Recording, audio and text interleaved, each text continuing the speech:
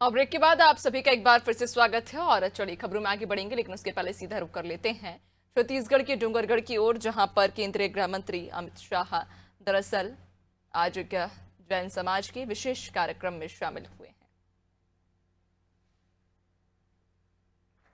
मुझे मेरे जीवन में कई बार 5 बार मैं आचार्य जी के चरणों में बैठा हूं।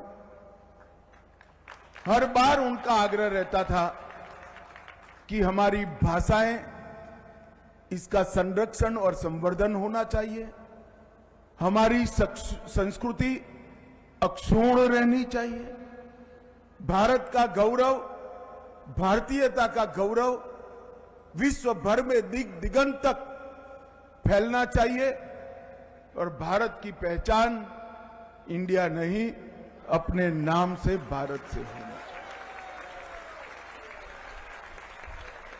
और भाइयों बहनों, पूरा विश्व अचंभे में पड़ गया जब G20 की मेजबानी भारत कर रहा था और G20 का जो निमंत्रण विश्व भर के राष्ट्राध्यक्षों को गया, वहां प्राइम मिनिस्टर ऑफ इंडिया की जगह प्राइम मिनिस्टर ऑफ भारत लिखकर निमंत्रण।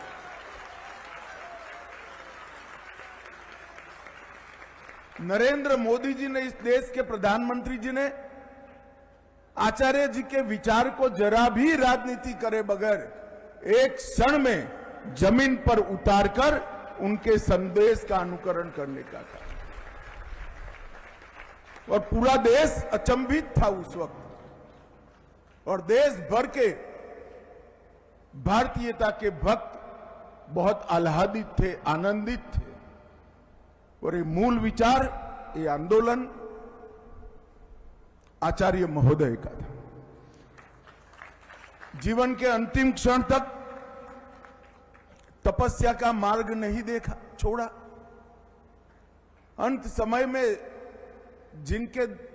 जिन्होंने उनके दर्शन का सौभाग्य प्राप्त किया, वो सभी को मालूम पड़ गया था कि जीवन को पंच तत्व के साथ एकाकार करने का इससे बड़ा कोई रास्ता नहीं हो सकता।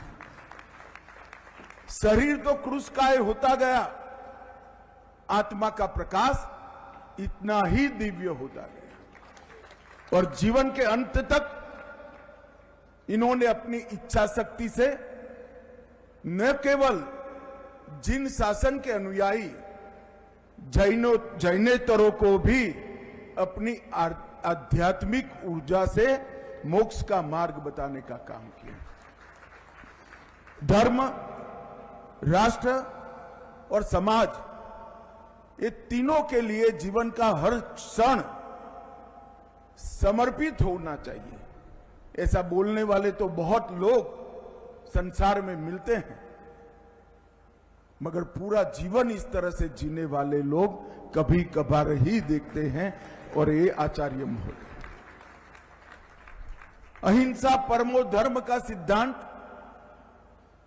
किसी की भी आलोचना करे बगैर समग्र विश्व में आज के समयानुकूल व्याख्या कर प्रस्तापित करने का काम आचार्य विद्यासागर जी महाराज ने। जैन धर्म के सारे सिद्धांत जरा भी छेड़खानी करे बगैर पूरा जीवन, न केवल उनका, उनके शिष्यों का भी उसी रास्ते पर चले, इसका उन्होंने आग्रह रखा। और आज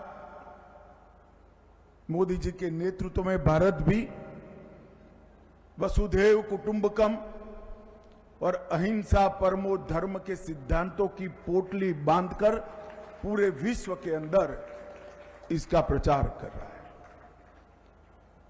आज मेरे लिए बड़ा सौभाग्य का विषय है, नवीन जैन जी के नेतृत्व में डोंगरगढ़ के सारे कार्यक्रम के आयोजक मुझे मिलने के लिए आए थे कि आचार्य महोदय की समाधि की पहली वर्षगांठ पर 100 रुपये का सिक्का उनके स्मारक में रिजर्व बैंक ऑफ इंडिया जारी करें और 5 रुपये का एक कवल लिफाफा आचार्य जी के जीवन कवन को वर्णित करने वाला भी उसको जारी करें। मैंने जैसे ही ये दरखास्त मोदी जी के सामने रखी, उन्होंने एक क्षण में कहा कि आप आगे बढ़िए और अनुमोदन करें। मैं आज पूरे भारतवर्ष की ओर से नरेंद्र मोदी जी का धन्यवाद करना चाहता हूं,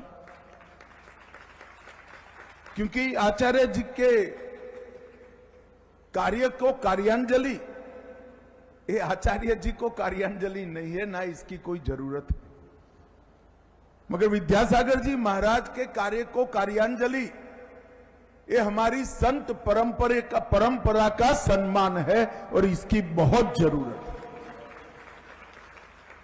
आज मैं यहां आया, एक भव्य समाधि स्थान का भूमि पूजन भी हुआ।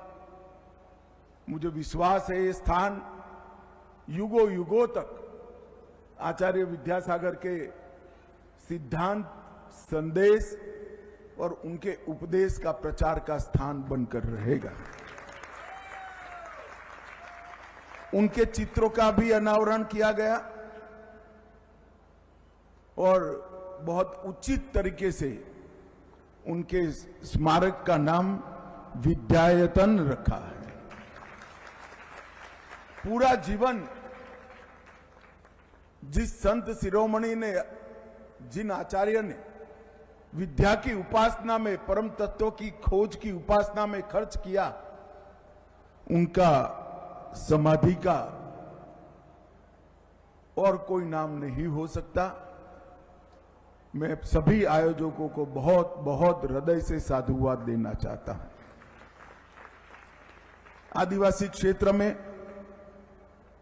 कारोपौनी जिला डिंडोरी मध्य प्रदेश में निशुल्क कन्या विद्यालय का, जिसमें कौशल और रोजगार दोनों सम्मिलित होंगे, और मातृभाषा में चलने वाले विद्यालय का आज शिलान्यास किया गया है और इनके 108 पद चिन्हों का भी यहां पर विमोचन किया है, जो देश भर में